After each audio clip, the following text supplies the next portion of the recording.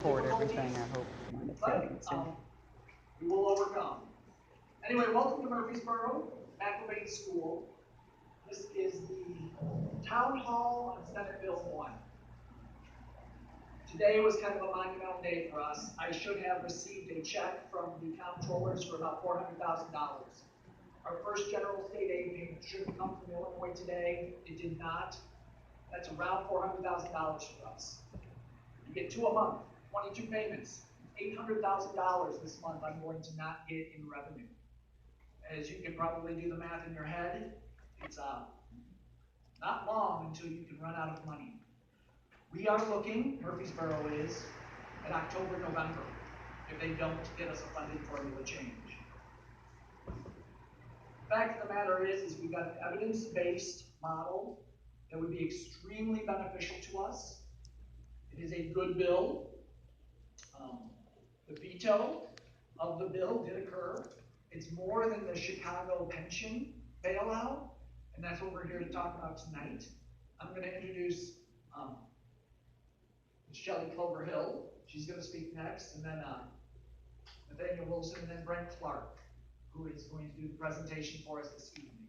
And then we'll get questions and answers afterwards. So again, thank you all for coming. It's a great showing, because this is an important issue.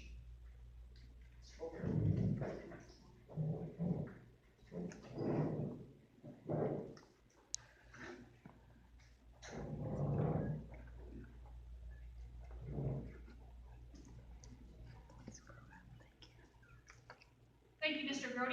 I appreciate the invitation this evening, Dr. Clark. My name is Shelley Cloverhill. I'm Superintendent of Shawnee School District in Wolf Lake, Illinois. For those of you that don't know, way down on Route 3. One side is the Mississippi River, the other side is a field. We're about 20 minutes from Cape Girardeau. Currently, the state owes us over $300,000 left from last year, so that problem compounds upon this problem. We get $68,000 a month in general state aid, so about $700,000 a year, give or take. So we're looking at $500,000 or $1 million compounded with what they owe us from last year.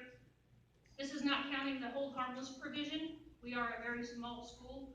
Enrollment goes up, enrollment goes down. The hold harmless provision allows for when those years when the enrollment goes down, but I can't calculate that. We just had registration. Our first day of school is not till next Friday, so I don't know what my enrollment is right now. But we've already signed contracts for this year. We've already hired teachers for this year, so I have to pay them, whether I have money to pay them or not, or I'm going to send them home and have to pay them anyway. The pension shift cost will be detrimental to us as well. If that happens, that is in this bill or in the governor's mandatory veto as well. This is just not a Chicago bailout, as the news has predicted, and we already have inadequate funding already. The evidence-based model is equitable for all Illinois students, not Chicago students, not just Shawnee students, not just Murphysboro students, but any student in the state of Illinois, regardless of where you live. My students deserve more. They are not less because of geographic location. Amen. Right now, I'd like to introduce Mr. Nathaniel Wilson from DeSoto 86. Superintendent.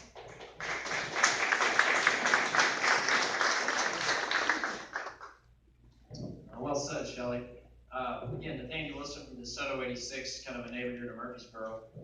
We're getting ready to start school tomorrow with kids. Our first day is tomorrow. We run about 200 kids in our small K-8 school that feeds into Carbondale High School. We're kind of starting to pride ourselves in the fact that we're sending students to Carbondale High School that can compete with the top kids in the area and throughout the state, throughout the region. As a district, we have about a $2.2 million budget every year. May not sound like a lot of money in some ways, but it's a lot of money to the community of DeSoto and to our school. We should have received the payments today for somewhere close to $37,000. So about $75,000 a month is what we expect to get with general state aid payments. General state aid makes up half of our budget every year. Maybe a little bit more when you start throwing the categorical payments in there. Categorical payments from last year, we're still owed right at $80,000 from last year. Again, $80,000 may not seem like a lot of money in some school districts' budgets, but when you put it in perspective for us, you're talking about almost covering a payroll and a half for us sometimes. So we've got a lot of money that we're expected to get from the state. It's not coming our way. We need to get it going fast. We have $400,000 in our bank account today, period, end of story. That's all we have.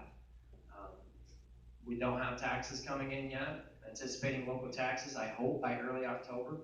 If we get local taxes from Jackson County coming in October, we could sustain ourselves for another couple of months, maybe getting into Christmas time. But if we don't see local tax payments come in somewhere in that neighborhood, we'll have to have a conversation with the board about, are we going to start borrowing money? How much are we going to borrow? How far out can we borrow? We've got some bonds that are currently outstanding as well. We've got a lot on our community's back right now as it is. And this funding formula, Senate Bill 1, the evidence-based model, can certainly help address some of those issues that we see here in this area, and especially at DeSoto. But again, I thank everybody for coming out tonight and to learn about this. It's complicated. School funding is complicated. This is my 5th year doing this. I'm not going to tell you I understand it all just yet. There's a lot of intricacies to school funding that it's just not like any other business. Dr. Clark has a wealth of knowledge on this, and he's been studying this evidence-based formula and presenting this for a few years now. And at this time, I'm going to turn it over to Dr. Brent Clark, the Executive Director, Illinois Association of School Administrators.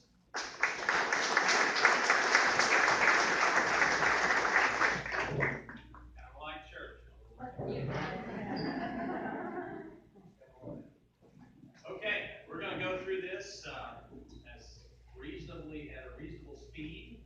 We promise to leave less time at the end for questions. What we've experienced at other town halls is there's almost an hour's worth of questions at the end. Daniel sort of made an understatement there. School funding is complicated. If your eyes aren't spinning a little bit when we go through some of this, you're really, school finance expert. So if you look at the screen here, there are a broad list at the bottom of organizations that have come together to rebuild Illinois' worst in the nation school funding system. And these organizations represent students from Cairo to the Wisconsin border, from the Indiana border, the Iowa and Missouri borders.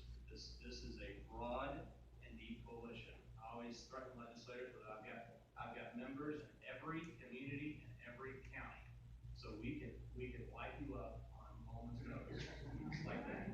So if you look at this broad coalition, I mean, it's really a great group of people working seamlessly, almost around the clock to try to make this happen. So you may say, well, what's the big deal? Here's the big deal. We're going to get to a slide that shows this. Illinois spends the least amount of money on our poorest and most needy kids of all states in the United States. Ohio spends the most. Ohio and Illinois are not dramatically different. This is not Illinois versus California.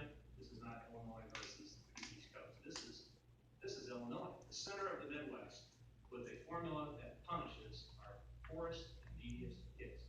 We're going to get into that. And that's why we're trying to fix this formula to help all those children across the state.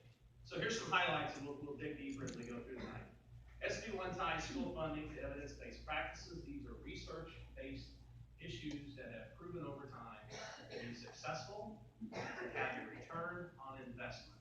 When we showed this model to some of the biggest league players in the Chicago Metropolitan Group, the Chicago Urban League, the Civic Committee, the Civic Federation, they endorsed the plan because they liked what they saw in terms of applying research, taking an action, getting a result, and being able to measure it and know what it costs.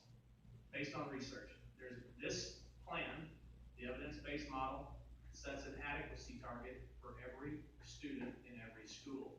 We have never, as strikingly silly as this sounds, never in Illinois have we ever said, this is what it actually costs to educate a child in a school. And you may say, well, don't we have a foundation level? And we do. Anyone care to guess what that number is? 6,000. Participation. 4 or 5,000. 5,000. 6119, $6,119. Do you know the relevance, the academic relevance of $6,119 per child? Care to guess? None. Absolutely none. relevance of 6119 is. It's a budgetary backed-in number. There's this much money, this many kids, divided in, it's 6119. Here you go, friends. We've been stuck at that number for 8 fiscal years. And we have only been funded up to that number, 1 of the 8. And on the year we did that, we shorted everybody on everything else. So it was a big switcheroo. Fully funding education, except we weren't. So this model says this is just terrible. It's destroying our schools. It's creating a generation of prorated kids. Kids that have now been in school 8 years are prorated kids that have been in schools that have not had enough money to fund their proper education. This model finally says every school is slightly different based on demographics and enrollment, the unique populations of the school district, and you should be determined on an individual basis, student and district-wide, what it costs to educate your kids. This system does that.